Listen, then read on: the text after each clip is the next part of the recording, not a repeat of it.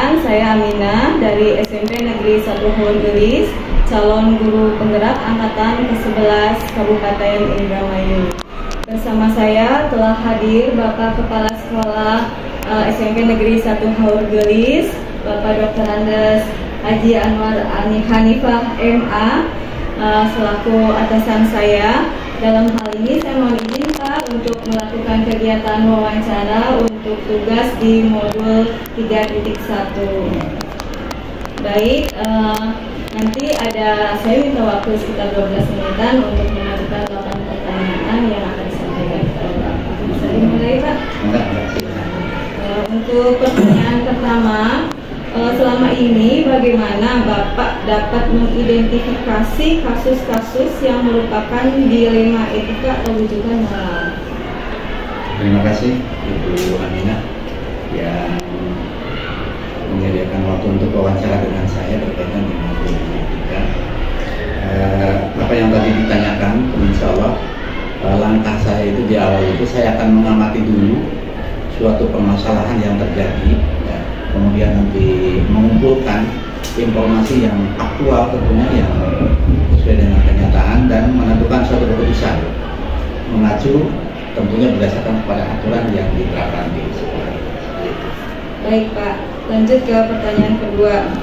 Selama ini bagaimana Bapak sebagai kepala sekolah menjalankan pengambilan keputusan, terutama untuk kasus-kasus di mana ada dua kepentingan yang sama-sama benar atau sama-sama mengandung nilai kebajikan, Pak?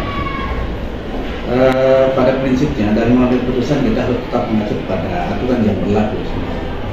Setiap pengambilan keputusan saya selalu menjalin tentunya selain menetapkan aturan yang berlaku juga biasanya sebagai pengambilan keputusan tentunya kita harus menjalin kerjasama atau berkolaborasi ini dengan rekan sejawat, kemudian memastikan apakah keputusan tersebut benar-benar dipahami, karena memang selalu ada alasan ya di balik sebuah keputusan seperti itu.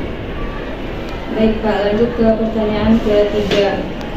Langkah-langkah atau prosedur seperti apa yang biasanya Bapak lakukan untuk mengambil keputusan tersebut? Yang pertama saya mencari kebenaran atau informasi dari kasus tersebut, ya. Kemudian saya akan datang langsung nanti memantau ya, ke lapangan tentunya. Nah, kemudian kita juga akan mengumpulkan data-data ya dari berbagai pihak. Nah setelah itu saya akan menganalisis poin-poin itu apa yang terjadi, kemudian nanti diambil sebuah keputusan yang terbaik untuk suatu kasus. Baik Pak. Lanjut ke pertanyaan nomor 4. Hal-hal apa saja yang selama ini Bapak anggap efektif dalam pengambilan keputusan pada kasus-kasus dilema etika? Kalau saya merasa bahwa suatu keputusan itu dianggap efektif itu apabila dilakukan dengan melalui proses yang benar, proses pemikiran yang matang. Ya, di sini juga tentunya harus melibatkan banyak orang. Ada tim manajemen sekolah tentunya, kemudian jajaran wakasek, guru-guru, TU, kemudian guru senior, nah stakeholder, termasuk komite sekolah, untuk didengar pendapatnya. Ya, barangkali mereka punya pendapat yang lebih tepat untuk sebuah keputusan, supaya keputusan itu tepat sesuai dengan aturan dan bijak. Ya, seperti itu. Dalam pelaksanaan. Dalam pelaksanaan. Baik Pak, kita lanjut ke pertanyaan nomor 5. Hal-hal apa saja yang selama ini merupakan tantangan dalam pengambilan keputusan pada kasus-kasus dilema etika? Sebuah risiko dari kepala sekolah dalam mengambil keputusan adalah setiap keputusan yang kita ambil tidak selamanya keputusan itu direspon positif. Ya, ada saja memang yang belum menerima. Tentunya pendekatan yang paling baik dengan hal tersebut adalah kita melakukan pendekatan atau persuasif terhadap orang tersebut sehingga bisa memahami bahwa keputusan tersebut adalah keputusan yang terbaik. Baik Pak, kita lanjut ke pertanyaan nomor 6. Apakah Bapak sebagai kepala sekolah itu memiliki sebuah jadwal tertentu dalam sebuah penyelesaian masalah kasus dilema etika? apakah langsung menyelesaikannya di tempat atau memiliki sebuah jadwal untuk menyelesaikannya? Bentuk atau prosedurnya seperti apa ya Pak? Secara prinsip tidak terjadwal, karena kasus itu kan terjadinya temporer, tidak selamanya bisa dihitung bahwa terjadi kasus-kasus, sehingga jadwal itu tidak penting. Tetapi mungkin dalam kasus-kasus yang lain yang memang banyak melibatkan orang, kita bisa menjadwalkan untuk penyelesaian. Saya menganggap bahwa sebuah kasus itu diselesaikan lebih cepat, itu yang menurut saya itu lebih baik. Jadi jangan ditunda-tunda terlalu lama sehingga kasus itu berlarut-larut menjadi panjang. Jadi kita selesaikan secepatnya. Baik Pak. Kemudian lanjut ke pertanyaan nomor 7. Adakah seseorang atau faktor-faktor apa saja yang selama ini mempermudah atau membantu Bapak dalam mengambil keputusan dalam kasus-kasus ini? Memang salah satu kelebihan dari sekolah kita ini, kita interaksi dengan stakeholder sekolah tersebut, wali kepala sekolah dan sebagainya. Nah itulah mereka yang sangat membantu saya, wakil kepala sekolah, guru senior, komite, banyak kalau berinteraksi, itu memudahkan kami dalam penyelesaian masalah di sekolah, termasuk ya kasus-kasus etika. Baik Pak, ini sudah di penghujung pertanyaan. Pertanyaan nomor 8, dari semua hal yang telah disampaikan, pembelajaran apa yang dapat Bapak petik dari pengalaman Bapak menjadi kepala sekolah, baik di sini atau di tempat sebelumnya ya Pak, untuk mengambil keputusan di dalam dilema etika? Semakin lama kita memimpin di sebuah sekolah, semakin banyak persoalan-persoalan yang ada. Tetapi dengan kolaborasi penyelesaian dengan teman-teman, semakin banyak pengalaman kita untuk menyelesaikan. Artinya problem-problem ke depan kita sudah banyak pengalaman dari penyelesaian kasus. Semakin banyak penyelesaiannya, berarti semakin banyak pengalaman. Dan alhamdulillah semuanya bisa berjalan dengan banyak pengalaman. Baik Pak, untuk wawancara saya cukupkan sekian. Saya sangat merasa banyak pengalaman dari apa yang disampaikan oleh Bapak, itu sangat bermakna sekali bagi saya Pak. Dan semoga Bapak sehat selalu, tetap semangat dalam puncak kepemimpinan di sekolah saya ini. Terima kasih. Ya, terima kasih Pak atas waktunya. Assalamualaikum warahmatullahi wabarakatuh. Waalaikumsalam warahmatullahi wabarakatuh. Assalamualaikum warahmatullahi wabarakatuh, Pak Mulyana. Waalaikumsalam warahmatullahi wabarakatuh, Ibu Aminah. Mohon izin Pak, saya ada tugas dari CGP, yaitu untuk melaksanakan wawancara Pak.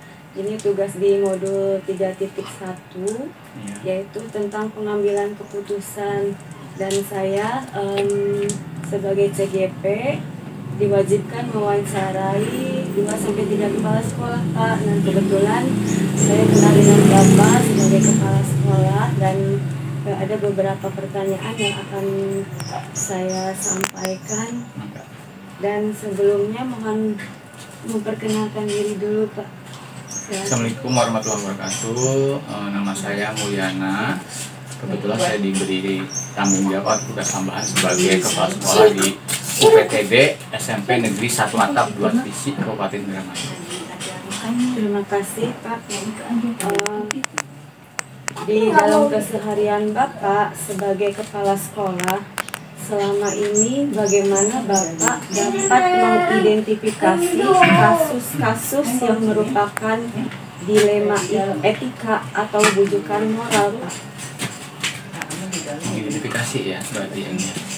Ya tidak bisa kita pungkiri ya Ibu ya, dalam suatu lembaga atau organisasi, dalam hal ini adalah institusi pendidikan atau satuan pendidikan sekolah, di mana di dalamnya warga sekolah itu berbagai macam karakter, tentunya berbagai macam pola pemikiran, kemudian hati dan segala macamnya. Itu tidak menutup kemungkinan terjadi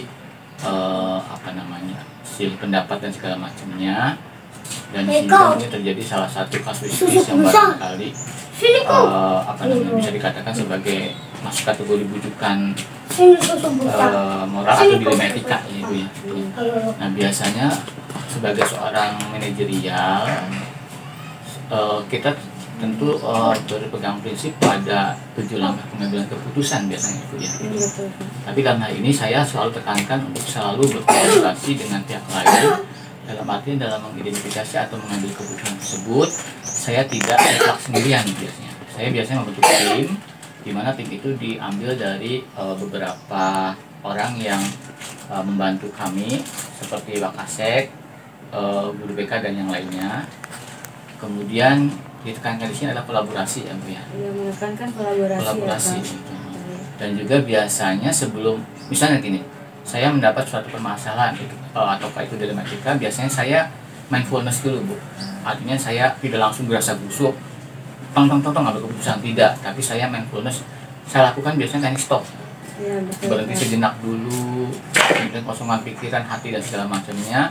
Kenapa begitu? Supaya nanti saya pada saat mengambil keputusan tersebut saya tidak berasa busuk, tapi saya mencoba untuk berpikir lambat, gitu. Dalam artian supaya nanti keputusan saya ambil itu betul-betul mengakomodir semuanya dan kasarnya mah bijak untuk semua elemen gitu. Iya, ya mungkin salah satunya berpihak kepada murid juga. Betul. Ya Pak, dengan di sekolah. Betul. Baik Pak, berlanjut ke pertanyaan kedua. Selama ini bagaimana Bapak sebagai kepala sekolah menjalankan pengambilan keputusan di sekolah Bapak, terutama untuk kasus-kasus di mana ada dua kepentingan yang sama-sama benar Pak, atau benar lawan benar, dan mengandung nilai-nilai kebajikan? Seperti yang tadi saya sampaikan, saya selalu berusaha pada 7 langkah pengambilan keputusan yang ya. Dimana yang pertama adalah saya dengan tim mengidentifikasi keputusan-keputusan yang kita ambil terkait dengan permasalahan tersebut, gitu kan. Kemudian yang kedua adalah kita mencari informasi yang relevan tentang keputusan yang kita ambil tersebut, apakah ini berdampak A, B dan seterusnya. Kemudian berikutnya kita mencoba untuk mencari solusi alternatif ya Bu ya. Jadi tidak hanya satu keputusan, kita cari solusi alternatif yang lainnya. Kemudian kita mencari bukti-bukti kebenarannya, dalam artian kalau kita mengambil solusi A, pro kontranya bagaimana, baik benarnya bagaimana. Nanti ada dampaknya. Ya, dampaknya bagaimana, solusi B dan seterusnya gitu kan. Kemudian kalau sudah biasanya langsung dipilih solusi, salah satu solusi dari sekian banyak solusi alternatif tersebut. Kemudian setelah ketemu nih, saya dengan tim, ini yang kiranya bisa kita ambil, langsung kita ambil action, tindakan gitu Bu, bukti aksi gitu loh, aksi diterapkan. Aksi nyatanya ya? Iya, setelah itu baru kita tinjau kembali keputusan kita itu, nih kira-kira kalau ngambil ini nih baik dan benarnya sebelah mana, pengaruhnya bagaimana. Terutama kan kita di satu pendidikan kita harus keputusan kita ambil itu betul-betul keputusan yang memang tidak merugikan murid ya tentunya gitu. Jadi semua keputusan itu kalau di sekolah itu harus selalu berpihak pada murid tentunya gitu. Walaupun mungkin permasalahan tersebut bersumber dari, mohon maaf ya, tanda kutip, bukan murid misalnya. Tapi kan kalau namanya satuan pendidikan pasti berpulangnya kepada akibatnya ke murid gitu. Itu sih Bu, 7 langkah pengambilan keputusan. Kemudian nanti keputusan ini biasanya saya ambil ada tiga itu ya jenis keputusan itu. Pertama keputusan yang sifatnya rasional, kayaknya di mana itu dalam pengambilan keputusannya kita betul-betul membutuhkan data-data, identifikasi segala macamnya terkait dengan atau selaras dengan 7 pengambilan keputusan tadi, 7 langkah tadi. Kemudian ada juga pengambilan keputusan intuitif, gitu ya. Itu juga dengan data-data intuitif ya, bukan intuisi. Kalau intuisi kan hati gitu kan. Tapi biasanya kalau intuitif itu diambil oleh yang punya pengalaman, sudah pernah mengalami atau menghadapi permasalahan tersebut, itu intuitif. Nah kemudian yang paling tinggi biasanya bukan tinggi ya, dalam artian ada satu lagi keputusan yang sifatnya itu kreatif gitu ya. Terkadang kan keputusan yang kita ambil sudah goal, tapi tiba-tiba muncul lagi nih solusi yang kira-kira bisa nih kita ambil sebagai salah satu langkah alternatif yang lainnya. Itu Bu, yang kami lakukan biasanya gitu. Baik Pak, jadi benar-benar dipilah-pilah dulu ya Pak ya, walaupun sama-sama benar kasusnya itu, tapi untuk mengambil keputusannya itu harus berhati-hati ya Pak. Betul sekali Bu. Ya, tindakannya itu tidak gerasa kerusuk. Maka itu perlunya kita teknik stop, berpikir lambat seperti itu. Dalam arti jangan sampai kita ngambil keputusan yang gerasa kerusuk tadi. Iya, betul sekali ya Pak. Jadi nanti hasilnya itu baik untuk mengakomodir semuanya ya Pak. Betul, insya Allah. Baik Pak, untuk pertanyaan ketiga, ini langkah-langkah atau prosedur seperti apa yang biasanya Bapak lakukan dalam mengambil satu keputusan yang sudah di atas sudah diketok palu gitu, ternyata yang baik lawan baik udah ada jalan solusinya, ternyata mau diambil satu. Nah ini langkah-langkah atau prosedurnya seperti apa? Kita kita sudah menemukan satu solusi ya Bu ya. Langkah selanjutnya kita adalah kita mencari pembuktiannya nih Bu, tadi seperti itu di langkah tadi itu ya Bu ya. Salah satunya diantaranya adalah kita cari pembuktian gitu loh. Kalau kita ngambil ini, bagaimana nih hasilnya, dampaknya? Iya. Itu juga perlu dibicarakan dengan tim. Biasa kalau saya langsung minta pendapat teman gitu, atau kita ini gimana nih?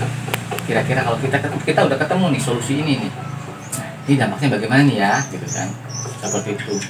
Kemudian selanjutnya, setelah ketemu jeder, udah gini Pak, gini misalnya gitu. Udah bagus lah itu misalnya, dampaknya bagus misalnya.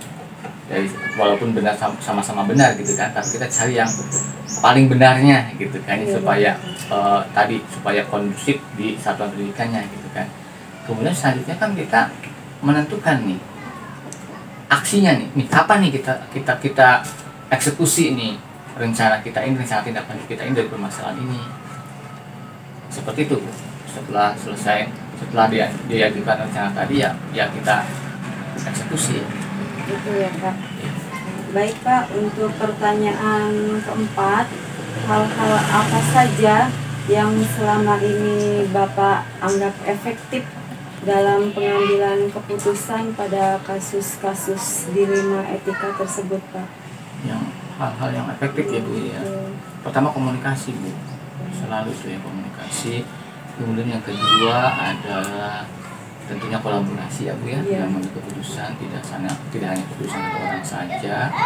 Kemudian yang ketiga adalah dari kelanjutan dari komunikasi itu adalah pendekatannya Bu. Karena biasanya yang kita hadapi itu kan manusia dewasa biasanya. Maka pendekatannya juga kita pendekatan yang andragogi biasanya. Bisa itu dengan semacam seperti coaching gitu. Dalam hati ini kan biasanya kalau pendekatannya secara andragogi, kita seolah-olah tidak ngegas gitu, tidak menghakimi dia, tapi kita justru membalikan kepada dia pilihan yang diambil tuh dampaknya bagaimana, menurut Anda itu nanti solusinya bagaimana, bisa seperti itu ya, dengan menggunakan teknik coaching gitu ya Pak. Jadi kita ada kesetaraan, tidak ada yang menggurui seperti itu ya Pak. Baik Pak, lanjut ke pertanyaan kelima. Hal-hal apa saja yang selama ini merupakan tantangan dalam pengambilan keputusan pada kasus-kasus dilema etika yang Bapak alami di sekolah? Tantangannya itu? Tantangannya ya, ini bersifat ke personality ya Bu ya. Iya betul. Misalnya saya pribadi sebagai kepala sekolah dalam mengambil keputusan. Betul, biasanya kadang di sini ada ego yang main biasanya gitu ya. Ya pasti setiap manusia kan punya ego ya Bu ya. Kadang saya juga muncul semacam ego tersendiri, kemudian dari yang menghadapi permasalahan juga sama, kemudian dari rekan-rekan kita juga sama. Nah tinggal bagaimana kita secara bijak untuk mengesampingkan itu ya. Jadi dengan tadi berpikir rasionalitas, kemudian intuitif, dan berpikir kreatif tadi yang dilandaskan pada 7 langkah pengambilan keputusan itu. Begitu Pak, baik Pak. Kemudian lanjut ke pertanyaan ke-6 Pak. Apakah Bapak sebagai kepala sekolah itu memiliki sebuah tata kala atau jadwal tertentu dalam sebuah penyelesaian kasus dilema etika? apakah Bapak langsung menyelesaikannya di tempat atau memiliki sebuah jadwal untuk menyelesaikannya? Bentuk atau prosedur seperti apa yang Bapak jalankan tersebut dari pilihan-pilihan tadi, Pak? Iya, iya. Kalau berdasarkan pengalaman saya ya Bu ya, selalu saya membuat semacam jurnal ya Bu ya, tentang pembinaan ya, jurnal pembinaan. Dalam artian pembinaan ini tidak hanya pada yang bermasalah saja gitu ya Bu ya, tapi juga secara umum. Biasanya saya membuat jadwal tersendiri ya Bu ya, terstruktur gitu ya Bu ya. Misalnya apa namanya, 1 bulan 2 kali misalnya dari itu. Tapi itu pun juga bisa lebih dari itu, tergantung dari apa namanya, situasional.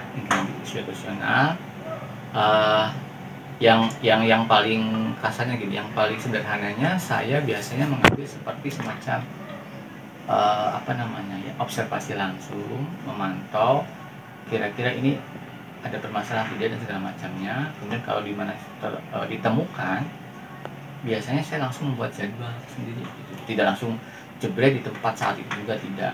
Kenapa begitu? Saya biasanya hitung ke belakang, artinya gini, misalnya ketemu nih permasalahan sekarang, saya rumuskan dulu, tuliskan dulu jurnalnya, permasalahan segala macam, kemudian saya tentukan ini janji apa namanya, semacam temu janji untuk menyelesaikan permasalahan tersebut. Tidak langsung jebret saat itu diselesaikan, tidak. Kenapa? Itu tadi, supaya dalam mengambil keputusannya tidak terburu-buru. Betul, jadi Bapak ngambilnya yang terjadwal begitu. Betul. Ya Pak. Jadi betul. Nanti kalau ada catatannya, Bapak kan melihat progresnya ya. Betul. Pak ya, sampai di mana nih penyelesaian masalahnya dalam dilema etika tersebut ya Pak. Ya. Baik Pak, lanjut ke pertanyaan ke-7. Adakah seseorang atau faktor-faktor apa yang selama ini mempengaruhi atau membantu Bapak dalam pengambilan keputusan dalam kasus-kasus dilema etika? Tentu ada ya Bu ya. Kan tadi saya bilang saya lebih menekankan pada kolaborasi. Yang tentunya ada yang mempengaruhi, yaitu tim tadi ya Bu ya. Entah itu para wakasek, kemudian mungkin saja kami libatkan kalau memang permasalahannya perlu dibicarakan dengan komite. Jadi ada. Berarti ada ya Pak ya, dan itu memang Bapak menekankan kolaborasi ya Pak. Iya, dan selain itu juga kan kadang kita juga salah satu fungsi dari pengawas pembina pengawas sekolah kan seperti itu ya Bu ya. Iya. Di mana ada suatu permasalahan sekolah, kepala sekolah bisa minta pendapat atau sharing pendapat dengan pengawas sekolah gitu.